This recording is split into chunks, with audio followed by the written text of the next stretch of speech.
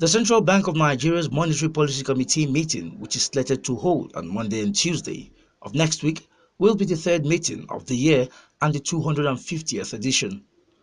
This year's meeting is coming at a time when there is a lot of volatility in oil prices, which at the moment is around $43 a barrel, with inflation figures for April put at 6-year low of 13.7% year-on-year, an increase from the 9.6% it stood in January, and a yawning gap between the official and parallel foreign exchange market rates. The MPC had at its last meeting in Abuja decided to increase the monetary policy rate (MPR) from 11 to 12%.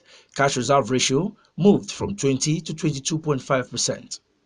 The MPC also kept liquidity ratio unchanged at 30% and further resolved to narrow the asymmetric corridor around the MPR from plus 200 and minus 700 basis points to plus 200 and minus 500 basis points in a move aimed at tightening liquidity, with the central bank blamed for the current pressure in the foreign exchange market with a strong pass-through to customer prices. I was happy about the increment in the CRR rate, which was okay because the banks, we are not lending to the real sector, so it was okay for central bank to put 1.36 trillion on intervention fund and then claw back some of those CRR money that they released. So that's fine. But what I wasn't happy was the increase in the monetary policy rate.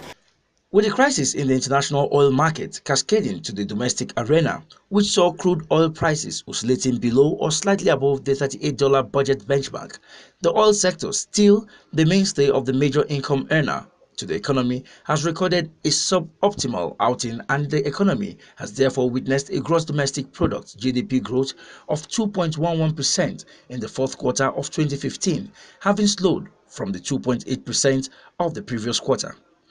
With the recent increase in the pump price of petrol, a raise in electricity tariff, a plethora of bank charges, and the recent increase in inflation figures, the MPC, according to experts, may be under pressure to increase the key repo rate. And I've also maintained that you cannot solve a monetary policy problem with a banking policy. It does not work. It will never work. And that's what we've been doing all this while. When we started experiencing the fall in exchange rate problem, rates should have been going down every quarter by 100 basis points, which is about 1% every quarter. So given that between that time and now, I think we've done about 12 months or thereabout.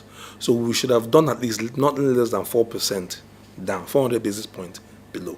So right now, rates should be at least below 10%. Now, the target should be somewhere at about 5%. They are going to be persuaded again to go and increase that figure.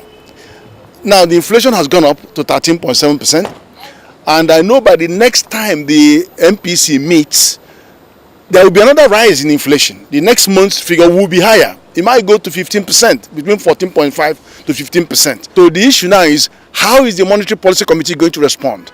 Are they going to still put the trigger again on inflation, on increasing the MPR rate? I don't think it's necessary. I think they should just wait. They should wait, because by the time they have their next meeting, then the fundamentals will look better and cleaner. The National Bureau of Statistics, which released the figures recently, pointed out that the fourth quarter GDP was lowered by 0.73% points from growth recorded in the preceding quarter, and also lowered by 3.83 percentage points from growth recorded in corresponding quarter of 2014. In nominal terms, the value of the economy was put at 25.9 trillion naira for the fourth quarter of 2015 and 94.1 trillion naira for the entire year of 2015. The growth numbers came way below expectations and are the lowest since 2011, which is the post-GDP rebasing era. Analysts have predicted weaker GDP growth rate for the first quarter of 2016, and economic indices are pointing towards that direction. As MPC meets again, analysts have their opinion as to which policy direction the CBN should take. Electricity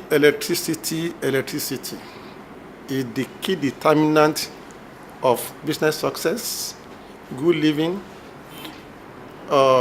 information gathering, knowledge acquisition.